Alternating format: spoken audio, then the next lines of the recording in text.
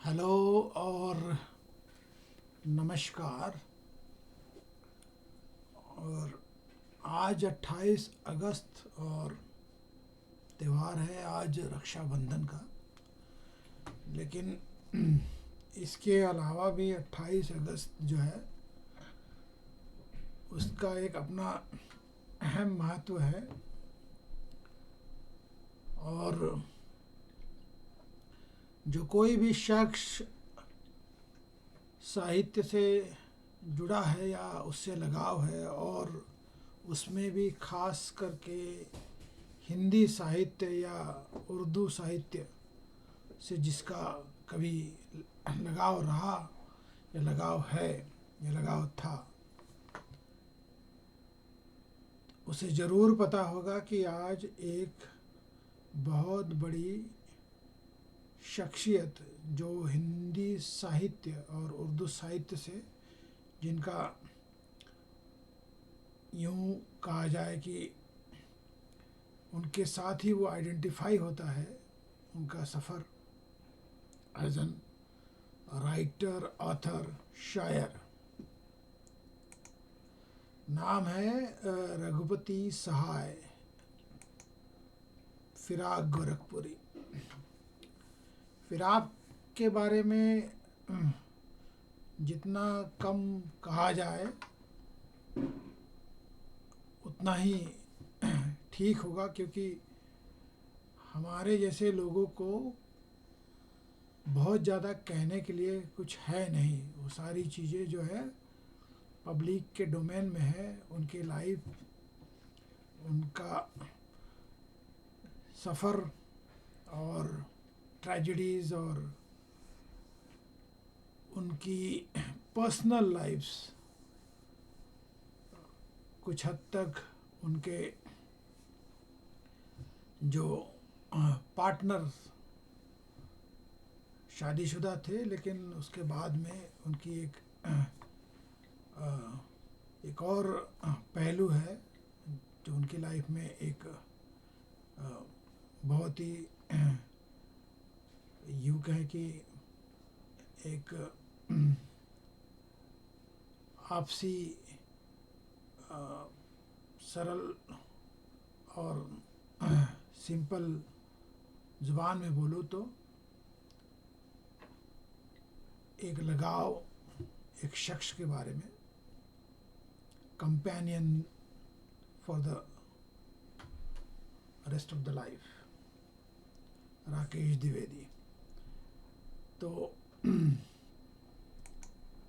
हाल ही में मैं कुछ ट्रैवल कर रहा था, तो लगभग ट्रैवल जर्नी में अमूमन ये होता है कि कुछ पढ़ने के लिए साथ में रखते हैं कई लोग, और मैं भी उन कई लोगों में से मैं हूँ एक। तो एक किताब मुझे मिली, या यूँ कहूँ कि मैंने ख़रीदी। वो किताब जो है वो फिराक के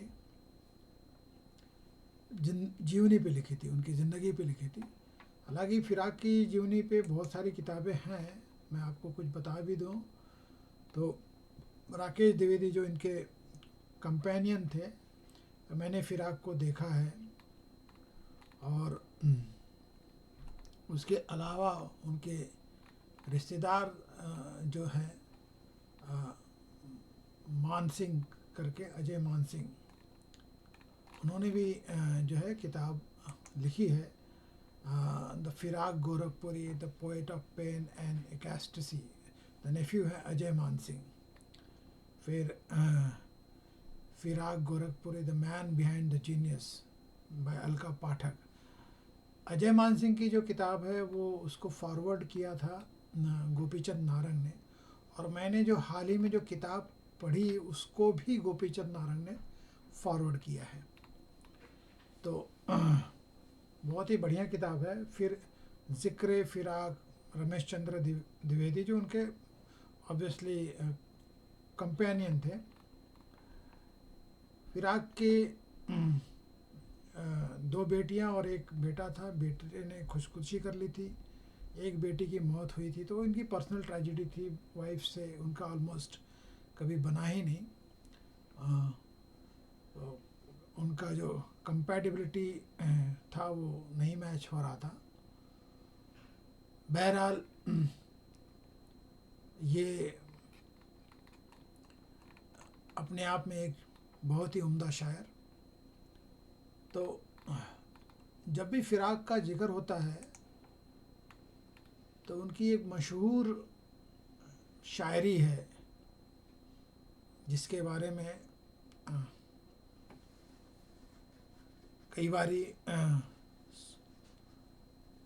कई जगह पे जहाँ पे शायरी वगैरह होती है, जहाँ पे इस तरह के प्रोग्राम्स होते हैं, तो वहाँ पे इस शायरी का ज़रूर ज़िक्र होता है कि आने वाली नस्लें तुम पर फ़क्र करेगी हम असरो, जब भी उनको ध्यान आएगा तुमने फिराक को देखा है। आने वाली नस्लें तुम पर फ़क्र करेगी हम असरो, जब भी उनको ध्यान आएगा तुमने फिराक को देखा है। तो ये फिराक गोरखपुरी, जन्म इनका 28 अगस्त 1896 गोरखपुर, नाम रघुपति सहाय। फादर इनके लॉयर थे और बहुत ही रिनाउंड और रिच फैमिली। बाद में सरकमस्टेंसेस ऐसे आते कि मुश्किलें इनकी लाइफ में आती हैं, मुश्किलों का दौर भी आता है। इनकी क्लोजनेस थी पंडित जवाहरलाल नेहरू से और गांधी फैमिली से। इनफैक्ट इंदिरा गांधी जो एक्स प्राइम मिनिस्टर हैं, इन्होंने इनका कई बारी इनके तकलीफ़ के समय में मॉनेटरी हेल्प भी इन्हें बहुत बारी किया है।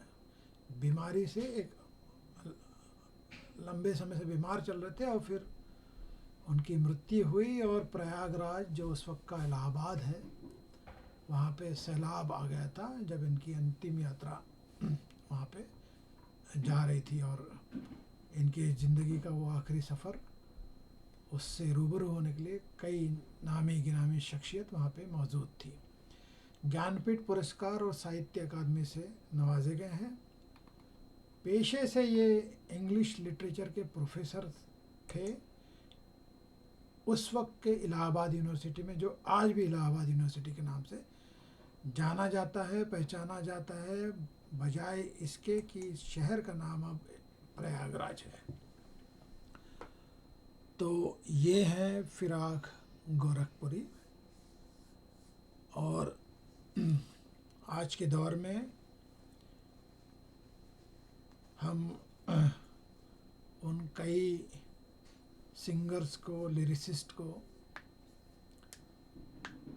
शायर्स को याद करते हैं, लेकिन जहाँ पे फिराक की बात होती है,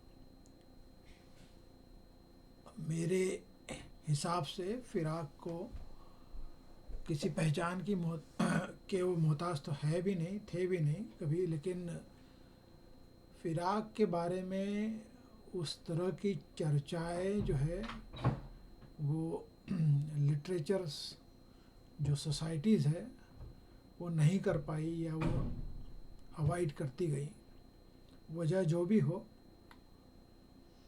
लेकिन अपने आप में बहुत उम्दा शायर। और